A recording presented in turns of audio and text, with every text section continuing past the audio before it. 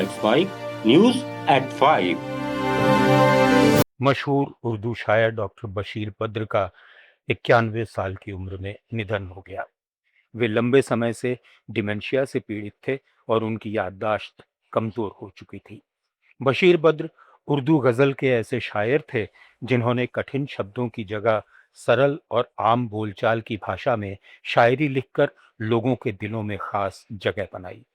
उनका सबसे सुनहरा दौर 1974 से 1990 के बीच माना जाता है, जब उन्होंने न सिर्फ शायरी में नई ऊंचाइयां छुई बल्कि शिक्षण क्षेत्र में भी योगदान दिया।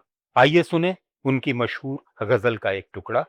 कि किसी भी आईने में देर तक चेहरा नहीं रहता, बड़े लोगों से मिलने में हमेशा फासला रखना।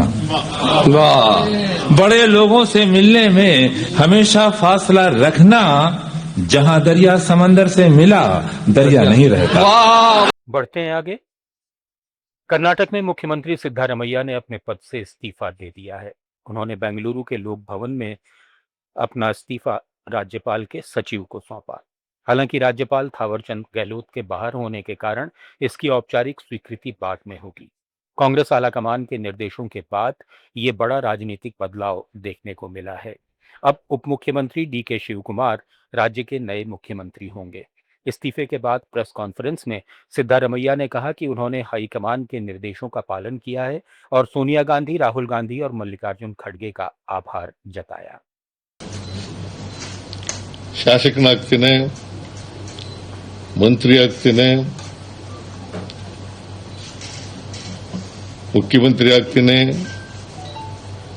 ವಿರೋಧ ಪಕ್ಷದ ನಾಯಕನಾಗ್ತೇನೆ ಅಂತಕ್ಕಂಥ ಕನಸು ಕಂಡಿರಲಿಲ್ಲ।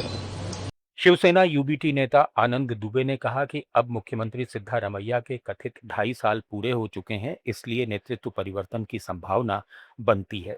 सिद्धारमैया और डीके शिव कुमार दोनों बड़े नेता हैं और उनके बीच समन्वय बना हुआ है, जिससे कांग्रेस पार्टी अंदरूनी तौर पर संतुलन के साथ काम कर रही है।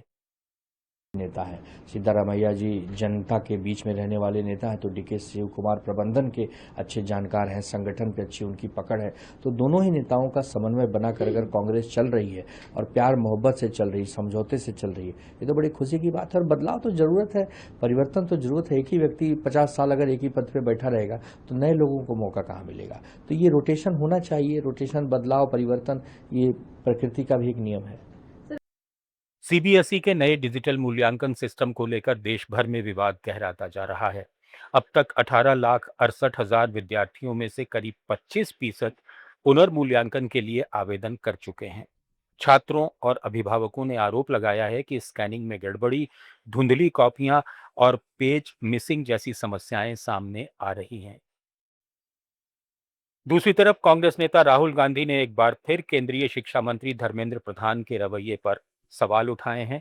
उन्होंने सोशल मीडिया पर कहा कि सीबीएसई के ऑन स्क्रीन मार्किंग प्रोजेक्ट का कॉन्ट्रैक्ट विवादास्पद कंपनी कोएम्प्ट को देने में मंत्री की संलिप्तता है।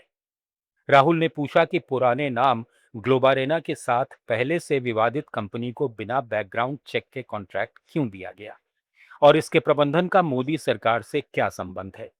उन्होंने कहा कि चाहे बैकग्राउंड चेक किया गया हो या नहीं, मंत्री इसमें कमजोर हैं और प्रधानमंत्री को उन्हें बर्खास्त करना चाहिए। वहीं केंद्रीय शिक्षा मंत्री धर्मेंद्र प्रधान ने बयान देते हुए नैतिक जिम्मेदारी ली है और कहा है कि किसी भी छात्र के साथ अन्याय नहीं होने दिया जाएगा।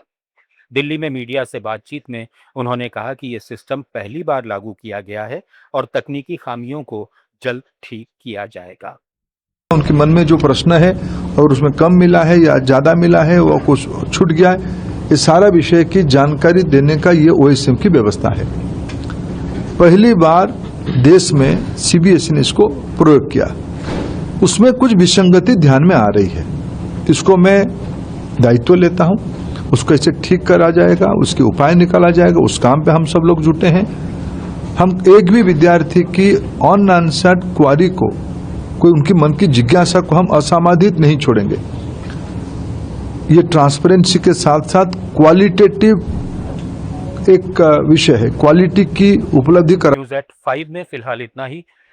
बने रहिए लेट्स माइक के साथ। आप सुन रहे थे let's mic more than radio.